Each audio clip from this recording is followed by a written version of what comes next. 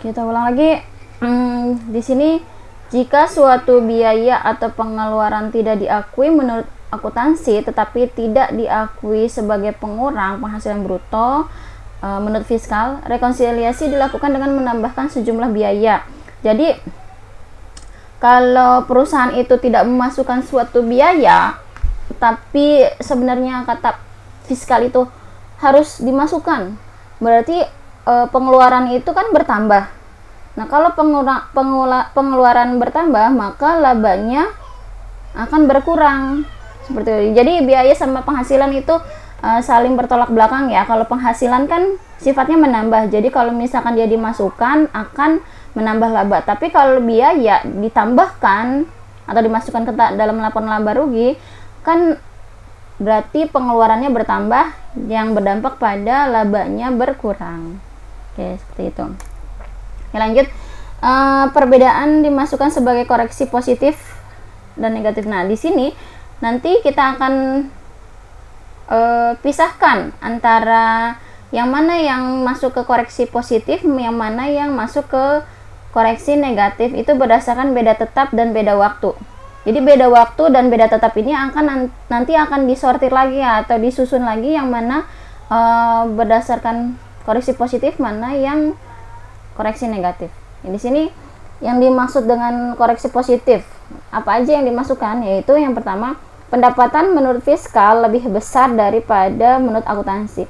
Jadi singkatnya gini ya, kalau koreksi positif itu kalau penghasilan atau biaya ketika direkonsiliasi nantinya akan menambahkan laba. Gitu. Di sini, pendapatan menurut fiskal lebih besar daripada menurut akuntansi atau suatu penghasilan diakui menurut fiskal tetapi tidak diakui menurut akuntansi. Ya kan? Dari sini sudah jelas. Nanti kalau pendapatan menurut fiskal lebih besar kemudian daripada menurut akuntansi, maka akan terjadi koreksi positif. Kenapa? Karena akan menambah laba dan otomatis pajak terhutangnya pun bertambah. Ya kan, contohnya kayak misalkan labanya 100.000, kemudian pajaknya 5%, kan hasilnya kan sekitar 20.000 ya.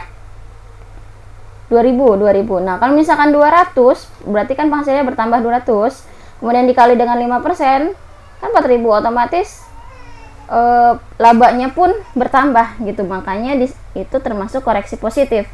Kemudian untuk biaya atau pengeluaran menurut fiskal lebih kecil daripada menurut akuntansi. Nah, kalau biaya atau pengeluaran menurut fiskal lebih kecil, otomatis labanya bertambah. Berdampak pada pajaknya pun bertambah gitu. Nah, kalau koreksi negatif sebaliknya, hal-hal atau biaya atau pengeluaran yang berdampak pada berkurangnya laba dan nantinya akan berdampak pada berkurangnya pajak, itu termasuk koreksi negatif gitu. Contohnya tadi kan pendapatan ada di laporan laba rugi, pendapatan final ya. Nah, kalau dimasukkan kan labanya bertambah, tapi ternyata itu tidak diakui, otomatis labanya berkurang. Laba berkurang, fiskalnya pun atau pajak terhutangnya pun berkurang gitu. Itu berarti PPh final itu termasuk koreksi negatif, dimasukkan dalam bagian rekonsiliasi, dimasukkan dalam bagian koreksi negatif. Di sini ada contoh, kita lihat nih. Nah, ini laba bersih sebelum pajak ya, misalkan 1 miliar sekian, kemudian koreksi positif. Nah, tadinya beban gaji yang sifat natura pribadi, natura dan subhani dan sebagainya ini dimasukkan dalam laporan laba rugi komersial. Tetapi ternyata natura yang sifatnya natura itu tidak diakui sama pajak. Nah, makanya harus dikurangkan. Kalau biaya itu dikurangkan, berarti pengeluarannya kan berkurang ya. Nah, kalau pengeluarannya berkurang berarti menambah laba, makanya dimasukkan ke koreksi positif. Nah, ini dijumlahkan. Nah, masuk ke sini. Kemudian koreksi negatif. koreksi negatif. Di sini ada pendapatan sewa, di sini ada selisih kurang biaya penyusutan. Nah, ini perbedaan beda waktu ya. Beda perhitungannya. Makanya nanti ini untuk biaya penyusutan harus dihitung kembali. Nah, kita langsung ke sini aja yang sudah yang sesuai dengan nominalnya. Di sini pendapatan sewa atau gedung, ini kan PPh final. Di laporan laba rugi berarti ini dimasukkan nih ada pendapatan sewa sama pendapatan bunga.